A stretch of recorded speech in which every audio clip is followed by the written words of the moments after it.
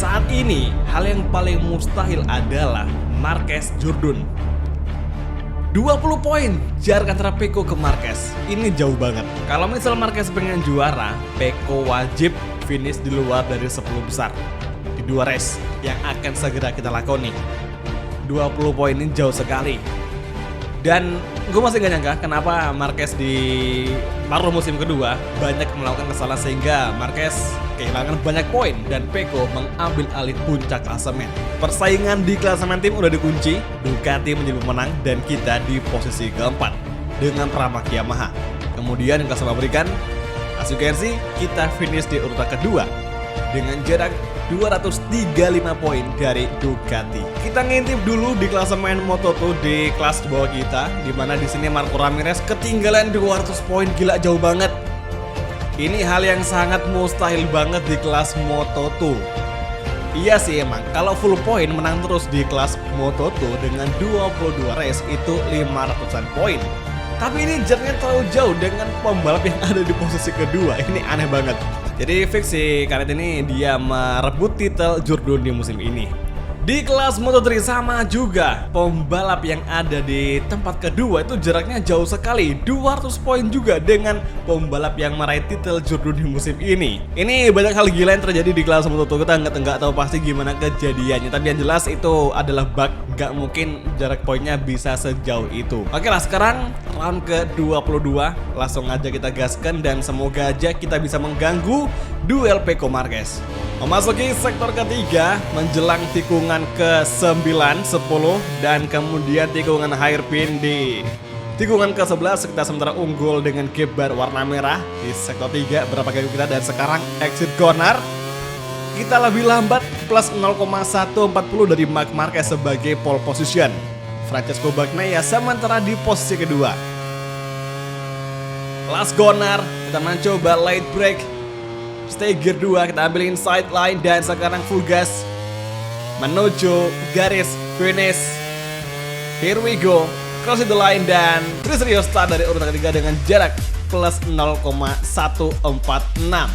Dan Pecco Bagnaia sebagai rival Marquez di musim ini dia akan start dari urutan kedua dengan gap yang sangat rapat plus 0,018. Kalau dari lap time, Pecco Marquez benar-benar memiliki lap time yang nyaris sempurna sama. Jadi mereka berdua memiliki peluang yang sama untuk menang di balapan kali ini. Cuman untuk peluang meraih titel, kayaknya sih gue pikir Pecco lebih unggul, jauh lebih unggul persentasenya.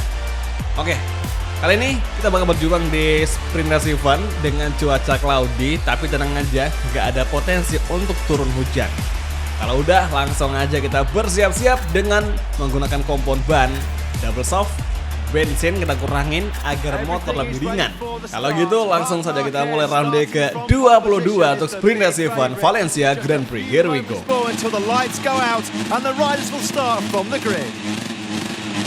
Oke semua, dan inilah dia sesi race kelas MotoGP Valencia Grand Prix round ke-22 untuk MotoGP Sprint. It's on the way. Menuju tikungan pertama, Marc Marquez take lead Pecco kedua dan kini di braking zone tikungan pertama kita mencoba late break dan Pecco masih mendefense serangan dari Rio, namun di exit corner jelang tikungan kedua Rio mampu membantai Pecco Bagnaia sementara waktu Mick Duhan corner kita overtaking Marc Marquez. Kemudian tikungan ketiga masih Marquez menjadi leader dan kita masih bersikeras untuk mengganggu Marc Marquez. Nico Tirol corner, kemudian tikungan kelima masuk perlahan lagi, bersiap-siap di sektor kedua akhir menjelang lurusan kita cukup melebar. Oke, kembali ke racing line dan sekarang menuju tikungan 7 serta tikungan ke-8 kita mencoba untuk late break, semoga tidak melebar, namun Pecco masuk overtaking dari Pecco Bagnaia dari inside line dan terpaksa kita untuk mengalah dulu. Kita akan mencoba mengganggu mereka berdua supaya persaingan makin seru lagi. Meskipun Marquez menang, kalau Pecco finish di top 10, tetap aja Pecco bakal meraih titel juara dunia musim ini. Astaga, kita agak melebar, kembali ke racing line, masuk perlahan di last corner. Adrian Campos Gunnar. Saat ini main straight. Lap kedua kita masuki. Dan sekarang Marquez masih menjadi race leader. Kita overtaking Pecco dari outside line. Tapi sayangnya kita salah ngambil racing line tadi. Kelewatan sampai area track limit sehingga satu peringatan kita kantongi. Kita overtaking Pecco dari inside line, masih basah dan masih belum bisa. Dan kini akhirnya nyaris masih Pecco mendefense, kuat sekali. Kita overtaking Francesco di tikungan kelima. Akhirnya Yamaha Prama kembali di tempat kedua. Oke, tikungan ke-6 kita agak melebar, kembali ke racing line, exit corner menuju tikungan 7, tikungan ke-8. Saat ini dia dengan Marquez 0,5. Pecco kembali menyerang, mengovertake kita di inside line di tikungan ke-8 dan kita lawan lagi. Oh my goodness, Pecco Bagnaia memaksa kita keluar jalur dan nyaris saja kita terjatuh. Seagresif ini Francesco Bagnaia untuk mengalahkan Marquez di Valencia Grand Prix. Benar-benar kasar sekali. Baru di sini kita nemuin karakter balap dari Pecco Bagnaia yang bisa seagresif ini. Padahal ya, kalau dipikir-pikir, Pecco finish ketiga pun nggak masalah. Dia gol salah poin jadi Marquez. Tapi ya kita nggak tahu pasti apa yang lagi dirasain dengan Pecco Bagnaia. Mungkin dia pengen menyempurnakan titelnya dengan meraih podium dan juga kemenangan di Valencia GP. Oke, tikungan kedua kita overtaking Pecco dari inside line. Kali ini ada momentum, langsung saja masih belum bisa. Masih Pecco mendefense. Masih Pecco mendefense di Sprinter 7 dari inside line. Distrio masuk mengovertake di tikungan ke-6. Masih side by side dan akhirnya di exit corner Prama Yamaha kembali unggul dari Francesco. Tikungan ke-6 exit corner, Pecco masuk mengovertaking. Namun dia gagal untuk melancarkan serangannya karena kita mampu untuk exit lebih kencang daripada Francesco Bagnaia. Kali ini Marquez sangat-sangat diuntungkan dengan duel kita melawan Pecco Bagnaia. Jadi Marquez masih santai di depan dengan gap 6,6. Lap ketiga hampir usai. Inilah dia tikungan 12, tikungan 13, high speed long corner. Memasuki tikungan terakhir, kita mencoba light brake. Saat ini gap dengan Marquez masih 0,4. Memasuki lap keempat Valencia GP, final race di sprint race event. First corner, semakin dekat jarak kita dengan Marc Marquez. Apakah di lap keempat ini kita bisa mengovertaking Marc Marquez? Mari kita buktikan. Fastest lap sementara waktu dipegang oleh Distrio. Apakah bisa kita pertahankan hingga akhir balapan? Mari kita coba. Masih Marc Marquez menuju tikungan ke-6. Kita mencoba early braking, exit corner dengan gear 2. Full gas lagi, gear 3. Oper ke gear 2 lagi. Masuk perlahan. Marquez dalam ancaman. 2 sektor tersisa di Valencia GP Sprint Race Event. Tikungan 10, 11 dan inilah dia saat terakhir. Ada kode dari Marquez. Lap keempat last sektor. Kita masuki dan gini dari inside line. Long corner, kita overtaking Marquez. Akhirnya terjadi overtaking. Oh my goodness mate, ban belakang sliding dan terpaksa kita merelakan posisi pertama untuk Marquez dan menuju finish line. Sprint race event sudah selesai untuk musim ini dan kita finish di urutan kedua. Kita hampir aja menang, tapi ban belakang tadi geol-geol dan kalau kita paksa gas takutnya kita malah high side dan ya kita harus ngambil keputusan yang sangat bijak dengan memperlambat laju motor hingga Marquez datang mengovertaking dan ya sekarang untuk klasemen Marquez semakin dekat dengan Pecco dengan jarak 15 poin. Apakah di race utama Pecco bisa comeback atau mungkin Marquez yang akan lebih unggul lagi? Kalau gitu langsung aja kita menuju ke Mercedes atau Valencia GP di round ke-22.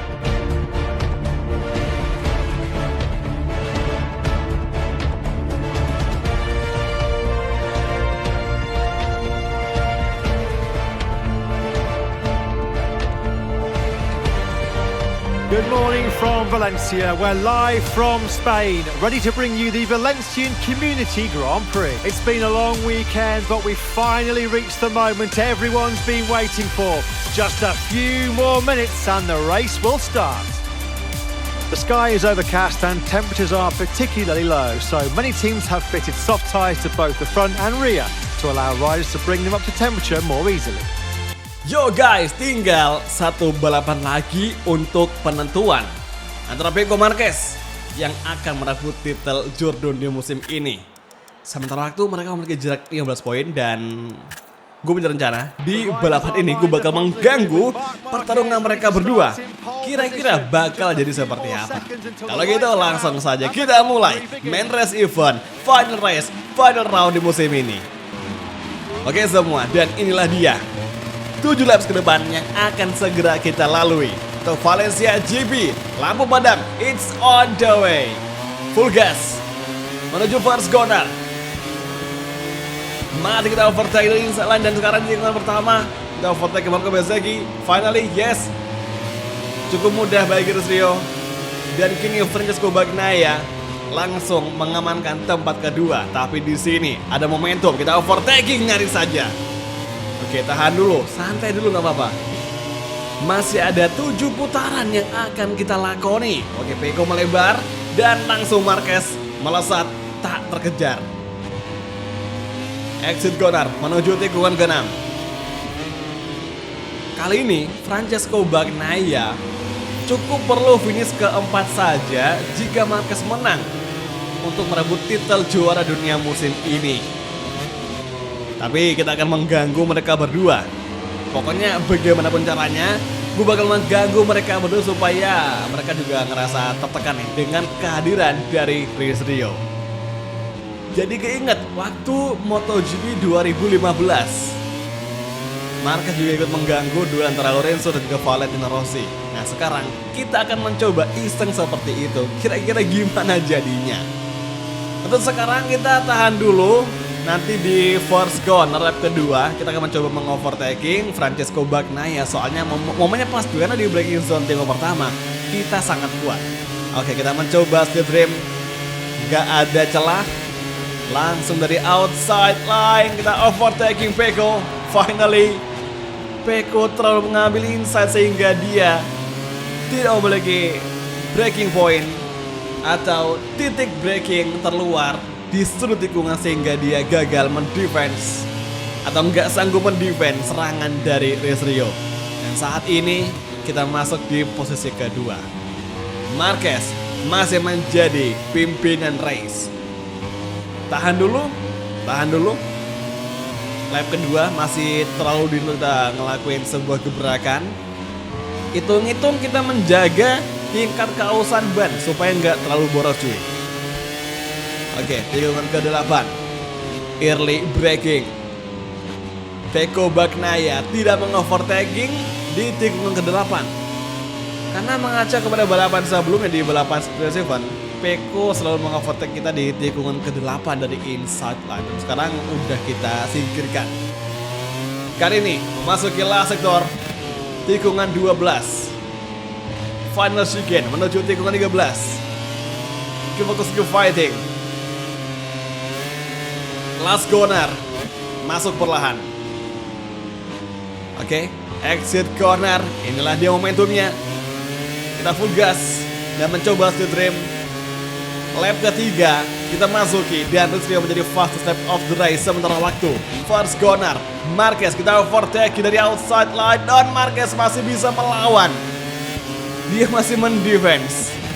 Oke, tikungan kedua masih The Baby Alien mendefense, tapi kali ini dari inside line Rio masih mengovertaking Marc Marquez. Dan di tikungan ketiga akhirnya kita mengambil alih pimpinan race sementara waktu. Rio berhasil mendapatkan P1 sementara waktu dan Marquez masih di belakang. Pecco masih di belakang kita. Tikungan ke-6. Exit corner. Menuju tikungan ke-7. Tikungan ke-8. Hard braking from race. Marquez mengovertake dari inside line dan kita beri ruang dulu. Full gas. Overtake balik bisakah? Masih belum bisa. Kita blok pas lagi di 11. Bisakah? Dan akhirnya bisa. Overtake terjadi. Exit corner. Dua Ducati menyerang kita bersama-sama. Siapa sangka Pecco Bagnaia Marquez datang bersamaan di sebelah kita. Dan namanya kontak terjadi antara Pecco sama Marquez yang ngebuat Marquez mental di urutan ketiga. Dan kini Pecco menjadi race leader. Lap ketiga hampir usai. Sebuah pertarungan dua pembalap Ducati Factory sangat sengit sekali. Sehingga sekarang Marquez terpental di urutan ketiga dan Pecco Bagnaia menunjukkan taringnya di Valencia GP. Menuju tikungan kedua, kita mencoba light braking, namun dari inside Pecco masih memblocking. Kali ini ada ruang, ada momentum. Langsung kita overtake Pecco Bagnaia, masih kembali berduel. Dan kini di tikungan keempat, Pecco Bagnaia masih bertahan dan Marquez di belakang melebar. Nyaris saja benturan terjadi dari Marquez ke Rizrio. Dan saat ini sepertinya Marc Marquez turun di tempat keempat setelah Marco Bezzecchi mengovertaking. Inikah akhir dari Marc Marquez untuk Valencia GP?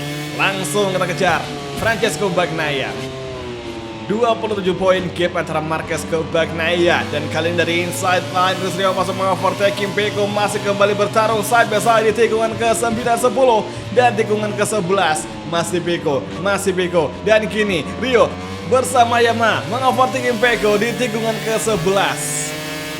Manuel Gonzalez out of the race. High speed long corner, tikungan 13 menuju tikungan ke-14. Masih Bagnaia di belakang. Last corner, exit menuju lap ke-5. Valencia GP masih berlangsung dan saat ini tingkat keausan ban depan kita sebelah kiri cukup terkikis. Johan Zarco diberikan long lap penalty. So far, oh my goodness, sebuah kesalahan. Kita menginjak rep yang membuat kita kehilangan kecepatan dan tidak stabil. Nyaris saja kita terpental dan crash. Untung saja kita masih bisa save dan cukup aman. Alah, malah nge-shortcut. Gara-gara notif bendera kuning, kita malah nggak fokus. So far kita 2 kali peringatan dari MotoGP Stewart.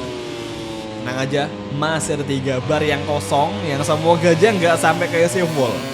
Kapan full udah kita bakal long lap penalti. Nah saat ini Bagnaia masih di belakang kita. Tikungan ke-8 dan guys, ini motor kita udah nggak enak banget untuk pengereman, apalagi tikungan ke arah kiri. Ya seperti yang udah kita bilang tadi, ban kiri kita udah terkikis banget, mungkin sekitar tinggal 20% lagi. Nah ini Pecco lagi-lagi nyerang kita tanpa ampun. Agresif parah cuy.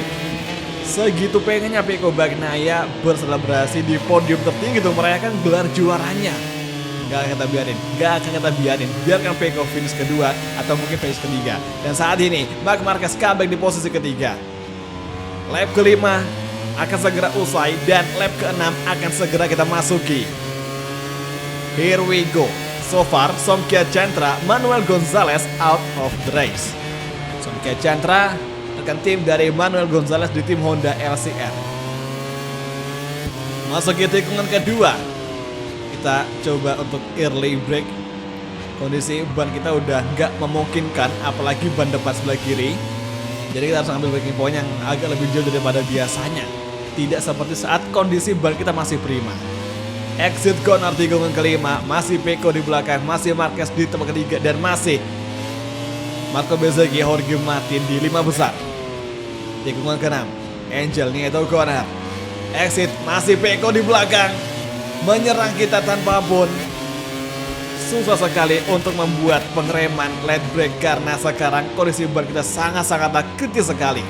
Exit corner, inilah dia lap ke-6. Lap ke-6 masih berlangsung. memasuki sektor ketiga akhir. Tikungan ke-11 dan lagi-lagi nyaris saja Pecco Bagnaia membuat tabrakan dengan Rizrio. Raul Fernandez out of the race. Semakin rapat gap dengan Pecco menyerang dan kini di exit corner. High skill long corner, Pecco menyerang dan juga Marquez di belakang dia mencoba menyusul, namun di last corner kita langsung defense saja Pecco Bagnaia. Dia men-shortcut. Apakah Pecco bakal diberikan hukuman penalti di lap ke-6 akhir menjelang lap ke-7? Sepertinya Pecco hanya peringatan saja tanpa long lap penalti. Dan kini Marc Marquez masuk di posisi kedua, Pecco Bagnaia ketiga dengan sekarang jarak poin menjadi 11 saja. Nah, kali ini Marquez di belakang kita, dia mencoba menyerang dan kita lawan kembali dari inside line. Misaka masih kembali bertarung, masih kembali bersaing sengit. Pecco Bagnaia minimal finish keempat jika Marquez menang untuk bisa mengunci titel juara dunia. Kali ini di tikungan ke-5 menuju tikungan ke-6, segera mungkin kita akan melawan Marc Marquez dari inside line. Misaka masih belum bisa, tahan dulu, kemudian langsung saja di exit corner. Inilah dia momentumnya, kita overtaking Marquez, masih belum bisa, masih kembali di defense oleh Marquez di tikungan ke-8. Dan kini di hairpin corner Rizrio masuk mengovertaking dengan sangat baik sekali. Memaksimalkan potensi dari YZR-M1, potensi maksimal dari YZR-M1, dan saat ini Marquez lagi-lagi datang menyerang. Marquez kita bungkam di last sektor untuk Valencia GP. Oke, inilah dia entry corner menuju tikungan ke-13. High speed long corner. Last corner sedikit lagi. Marquez P2, Pecco 3. Pecco masih aman, Pecco masih aman. Dan sekarang di garis finish Pecco Bagnaia meraih titel juara dan kita finish pertama. Oke, kita berhasil ngeganggu duel Marquez Pecco ya. Pada akhirnya Pecco lah yang tetap menjadi juara dunia. Sementara itu yang finish di urutan keempat hingga ke belakang ada Jorge Martin, Marco Bezzecchi, Di Gia, Luca Marini, Fermin, Miguel, dan Acosta mengunci 10 besar. Syukurnya Miguel Oliveira bisa bangkit di paruh musim kedua. Meskipun enggak tembus podium, tapi setidaknya dia masih bisa untuk masuk di 10 besar ketimbang duo pabrikan Yamaha, duo rider pabrikan Yamaha. Dan kali ini yang menjadi korban atau not complete di Valencia GP ada Fernandez, Somkier, dan juga Manuel Gonzalez. Nah, di klasemen fix Pecco menjadi juara dunia di musim ini. Maka nomor 1 dari Pecco Bagnaia yang dia pakai di motor masih akan tetap dia pakai hingga nanti di musim berikutnya jika Pecco gagal mempertahankan gelar juara dunia. Marc Marquez yang di paruh musim pertama kuat banget, tahu-taunya di paruh musim kedua dia sering banget ngebikin kesalahan, dia sering jatuh, dan pada akhirnya Pecco yang konsistensi meskipun jarang menang, dia bisa menjadi pimpinan klasemen dan merebut titel jurdun dari Marc Marquez. Benar-benar ending yang cukup plot twist di musim ini. Ducati Lenovo menjadi tim pemenang di klasemen tim dan kita di posisi keempat. Di konstruktor tentu aja kita di urutan kedua. Ya kali kita bisa ngalahin Desmos edisi, mustahil banget. Oke semua, itulah tadi untuk persaingan di balapan terakhir ya di ronde ke-22. Persaingan antara Pecco, Marquez, dan kita yang sebagai anomali ngeganggu mereka berdua. Alhasil Pecco Bagnaia meraih kemenangan. Tapi emang sih di atas kertas bagaimanapun Pecco unggul banget juga dari Marquez. Dengan jarak 20 poin itu ngebikin Pecco pede banget balapan di Valencia GP. Nah, next season kira-kira kita bakal gabung sama tim apa nih ya, antara pabrikan Yamaha atau mungkin ada pabrikan lain yang melirik seorang Rizrio untuk bergabung. Pokoknya nanti di video selanjutnya kita bakal coba bahas itu lagi sembari nentuin tim mana yang akan kita gunakan atau kita masuki di musim depan. Jadi oke semua, kalau gitu terima kasih nonton dan sampai ketemu lagi di MotoGP 25 karet untuk season baru di episode berikutnya. Pokoknya semuanya terima kasih udah nyasiin petualangan Rizrio di musim pertama di kelas MotoGP atau di musim ketiga di total keseluruhan MotoGP 25 karet. Oke, thank you, bye, dan ciao guys, sampai jumpa.